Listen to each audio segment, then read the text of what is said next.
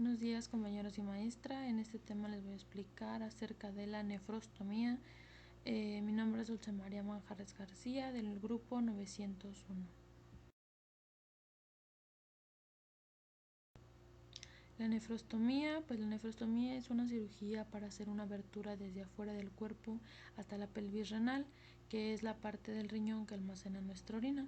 Esto se hace para drenar la orina de un riñón o un uréter bloqueados en una bolsa fuera del cuerpo, principalmente para colocar medicamentos contra el cáncer directamente en el riñón o para extirpar los cálculos renales.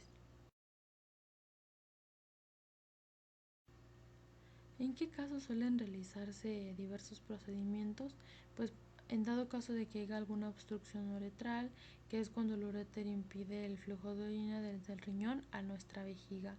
En dado caso de una infección renal, que es cuando se requiere un drenaje de la orina.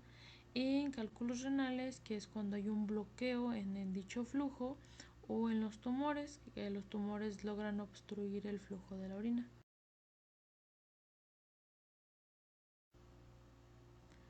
Existen diversas indicaciones, las cuales suelen dividirse en dos, que son nuestras causas benignas, como en los cálculos ureterales, y las causas malignas en casos secundarias, por ejemplo en un tumor del tracto urinario. Esto depende mucho de la enfermedad. Por ejemplo, está la desviación urinaria en un intento de curar afecciones como fístulas, inflamación, hemorragias.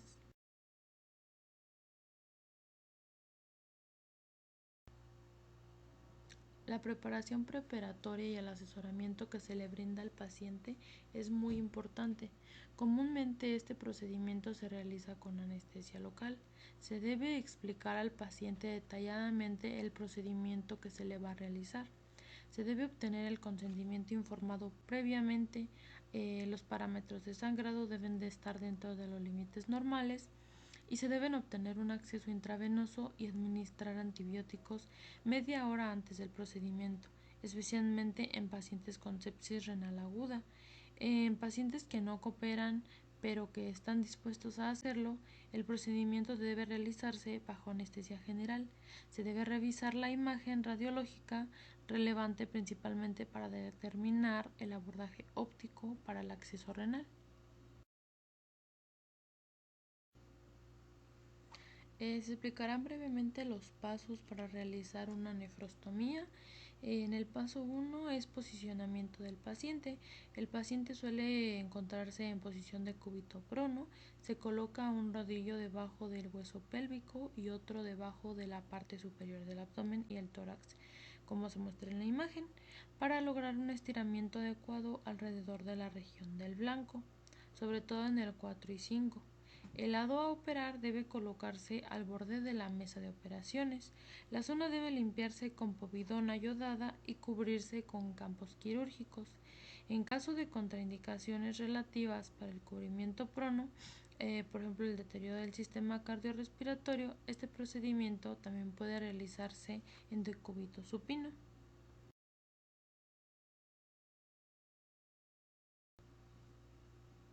En el paso 2, que es el marcado de la superficie, si ubicamos pues principalmente el PCN en el cuadrángulo de seguridad formado por la línea axilar posterior como límite lateral, el margen superior de la cresta ilíaca como límite inferior y el margen lateral del músculo paraespinoso como límite medial, el borde costal 11 y 12 como límite superior, existen menores chances de lesiones viscerales intraabdominales asociadas hacia el paciente. Principalmente lo que son las siglas PCN nos hablan acerca de que es la colocación de una nefrostomía peritoneal. En el paso 3, la UCG para decidir el sitio de la punción percutánea nos dice que la ecografía del riñón enfermo debe realizarse comenzando desde el aspecto medial, paraespinal, avanzando lateralmente hasta la línea axilar, posterior para ver primero los cálices posteriores seguidos de los cálices laterales a partir de entonces y así tener una idea del grado de HN, tipo de patología de la unidad renal. Un transductor convexo suele ser de 3,5 MHz enfocado a 5,9 centímetros en un adulto. Esto varía dependiendo de la edad del paciente.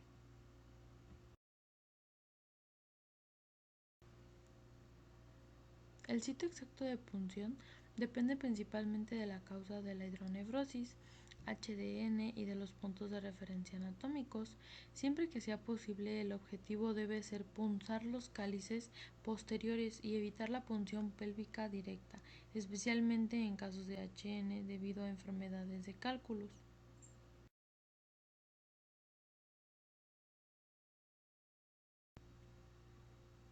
En dichos casos se elige y marca un área mejor visualizada de la pelvis renal, dilatada o leve, y de la pelvis renal y el cáliz en HDN, moderada o severa. La línea de punción punteada electrónica, centrada sobre esa área y dirigida al cáliz pelvis seleccionado, se elige la distancia más corta de piel al caliceal, manteniendo la piel, el parenquima renal y la copa del cáliz, el infundíbulo y la pelvis en línea recta. La punción guiada por ecografía se puede hacer a mano alzada. Comúnmente siempre la realizan con la ayuda de un guía de punción, ya que ayuda a guiar la aguja de punción en el plano y la profundidad correcta.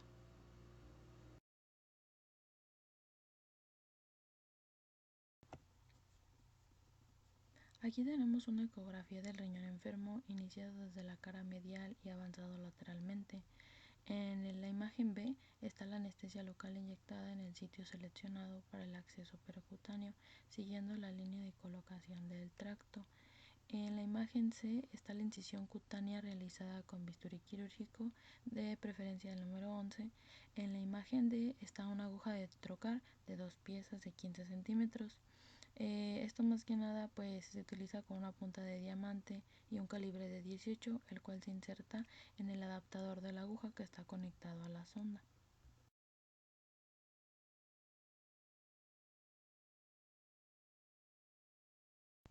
En el paso 4 está la técnica de punción. Son los 5 mililitros de la anestesia local en forma de lignocaína del 2% que se inyecta en el sitio seleccionado para el acceso percutáneo.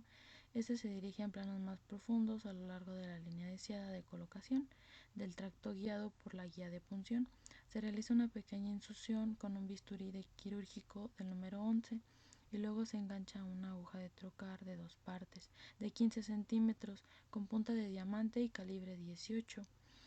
La punta de la aguja debe introducirse primero a través del sitio de la incisión y luego avanzar hacia un plano más profundo con la guía de aguja. Eh, Se debe apreciar el avance de la aguja a lo largo de la línea de puntos hacia el cáliz deseado. Si la aguja está en el ángulo lejos del transductor o está desencadenada, no logrará visualizarse la USG.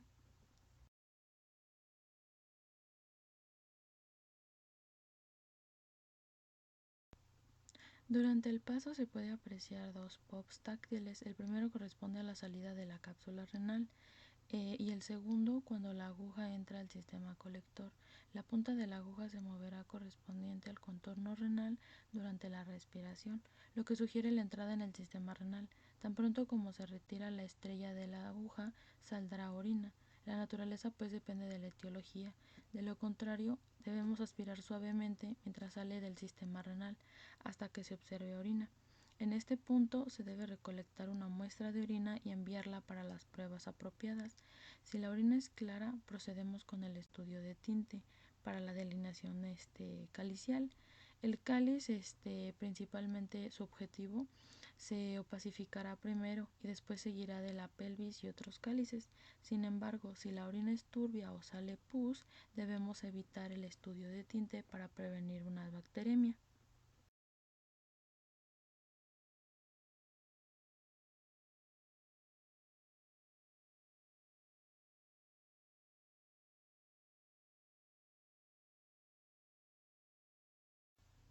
En el paso 5 tenemos lo que es la inserción del alambre de guía. Una vez asegurada la posición de la aguja, se introduce un alambre de guía de 0,038 pulgadas de diámetro a través de la aguja bajo una guía de fluoroscopía, intentando introducirlo en el uréter o en el cáliz superior si es posible. En la imagen logramos ver que la A se se está introduciendo y colocando el alambre guía en el uréter bajo la fluoroscopía.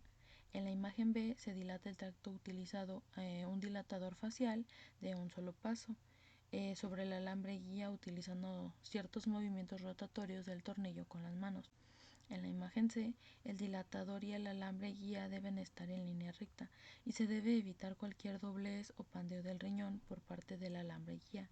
En la imagen D está el malecot en su lugar con un extremo conocido como el abierto. En el paso 6 tenemos lo que es la dilatación del tracto. Con la ayuda de un bisturí quirúrgico del número 11 se realiza una incisión en el tracto deslizando el bisturí sobre la aguja hasta incidir con la fascia dorsolumbar.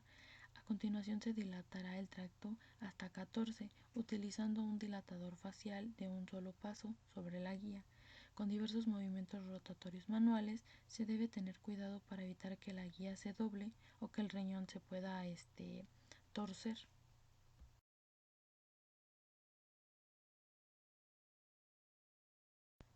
En el paso 7 tenemos lo que es la inserción de la nefrostomía sobre el alambre guía, de manera y dirección similar a las utilizadas durante la dilatación del tracto.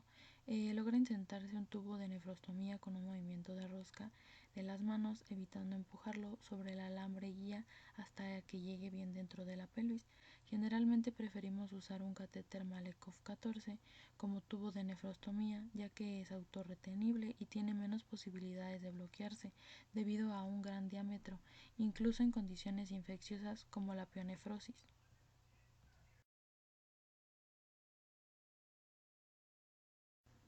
Una vez colocado se abre el oclusor interno del catéter Malecot y se debe apreciar la rotación de la flor bajo guía fluoroscópica.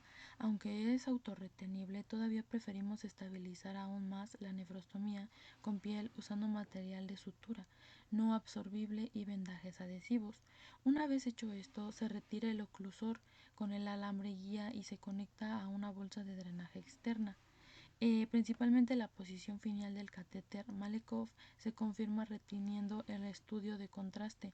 Se debe realizar una ecografía al final para ver la descompresión del sistema calicial pélvico, así como la posición del tubo de nefrostomía.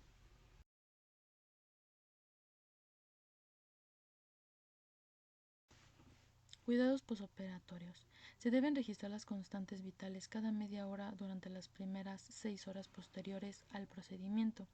Dado que la indicación más importante para la colocación de una nefrostomía es la uropatía obstructiva, se espera diuresis en estos pacientes tras las descompresiones, lo que exige una monitorización estrecha de la diuresis y los electrolitos. Se recomienda reposo en cama durante unas 4 horas y reiniciar la dieta previa al procedimiento. Si se sospecha sepsis, se inicia un antibiótico inyectable de amplio espectro las 24 horas del día. Se debe comprobar periódicamente la permeabilidad de la sonda de nefrostomía y si está obstruida se puede elevar suavemente con 5 mililitros de solución diluida de betadine antibiótico, solamente para lograr lavar la sonda.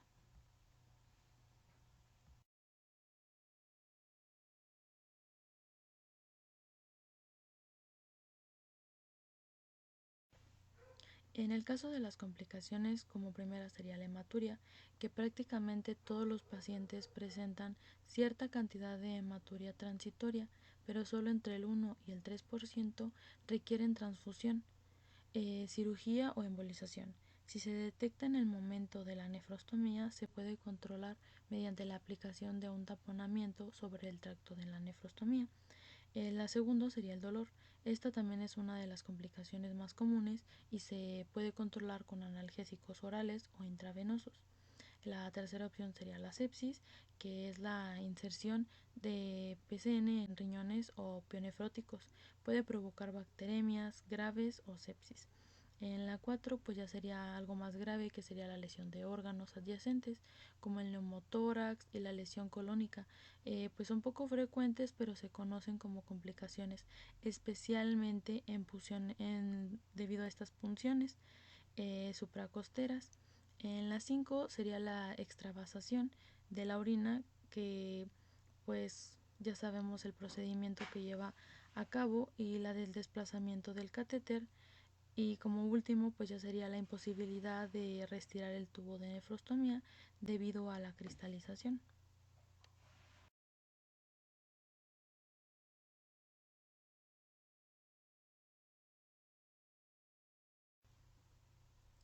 Los principales cuidados de una nefrostomía, lo más importante es nunca mojar la nefrostomía. Debemos tener cuidado con no jalar la nefrostomía también, pues puede salirse o desalojarse de la localización ideal donde funciona adecuadamente y por lo tanto dejar de drenar la orina. La idea siempre es cuidar la nefrostomía lo mejor posible para disminuir de esa posibilidad de infección al mínimo.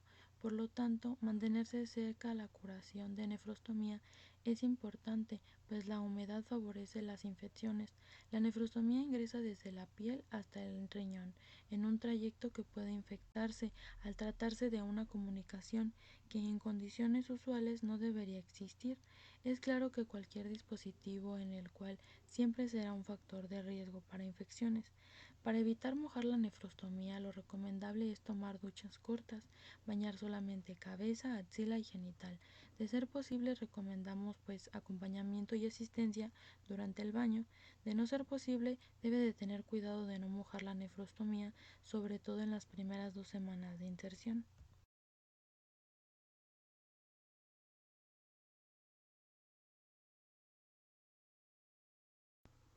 ¿Cómo se debe hacer la curación de la nefrostomía? Siempre se recomienda que la curación la realice el cuidador o la persona a cargo del paciente. Lo importante es que quien manipule la nefrostomía esté familiarizado con estas y cómo debe hacerse dicha limpieza. No tiene que ser trabajador de la salud.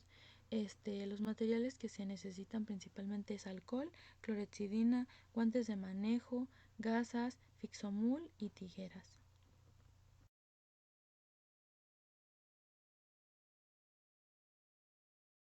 Antes de la curación, pues los materiales que necesitan, como les había comentado, es alcohol, clorexidina, guantes de manejo, gasas, fixomul, tijeras. Se deben lavar bien las manos y poner guantes de manejo para evitar infecciones. Durante la curación, lo primero es recortar el fixomul en un cuadrado que se ajuste al sitio de la curación. Después se debe retirar la curación previa, humedeciéndola con mucho cuidado de no retirar el catéter o tubo de drenaje. Después se debe limpiar la piel con alcohol o clorexidina en spray, limpiar el exceso y dejar secar. Se debe doblar una gasa en cuatro para mejor fijación. Puede cortarse a la mitad, como está pues aquí en la imagen a continuación, y fijarse con fixomul. Después de la curación debemos vigilar el estado del apósito, que no esté húmedo o sucio. En tal caso debe ser cambiado y se debe dar esta asistencia cada 3 meses para el cambio de la nefrostomía por la radiología que pues se tiene que estar viendo de manera intervencionista.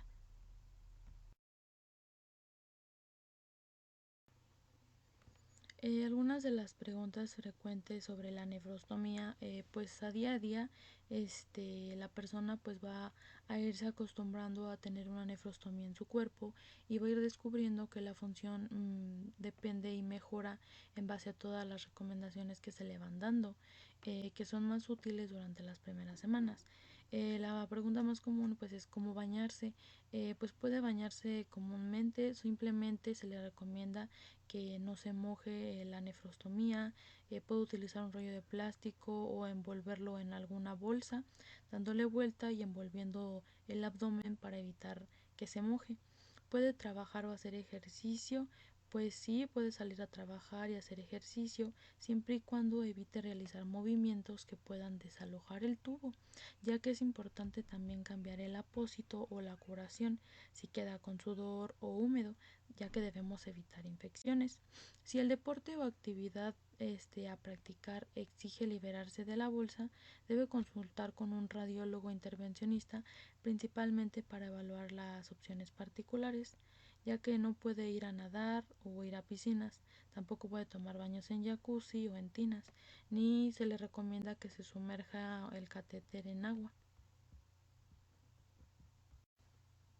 También suelen preguntarse cuál es la posición correcta de la bolsa de la nefrostomía, pues siempre debe cargarse o localizarse por debajo del sitio de inserción, es decir, del ombligo hacia abajo cuando se está de pie, o de la espalda hacia abajo cuando se está acostado. Lo más importante es evitar que exista reflujo o retorno de la orina desde la bolsa al interior del riñón, pues esto puede generar infecciones. ¿Cómo dormir con la nefrostomía? Lo primero que se debe hacer es vaciar la bolsa de nefrostomía antes de ir a dormir. Si duermes hacia un lado, puedes poner la bolsa hacia el lado opuesto sobre la cama, nunca encima de una almohada o un nivel superior, y poner una almohada detrás de tu espalda para evitar pasar por encima de ella durante el sueño. Si duermes boca arriba o boca abajo, la nefrostomía debe ir ubicada a cada lado correspondiente, sin cruzar los tubos por debajo del cuerpo, con una almohada a cada lado para lograr evitar pasar por encima de esta sonda.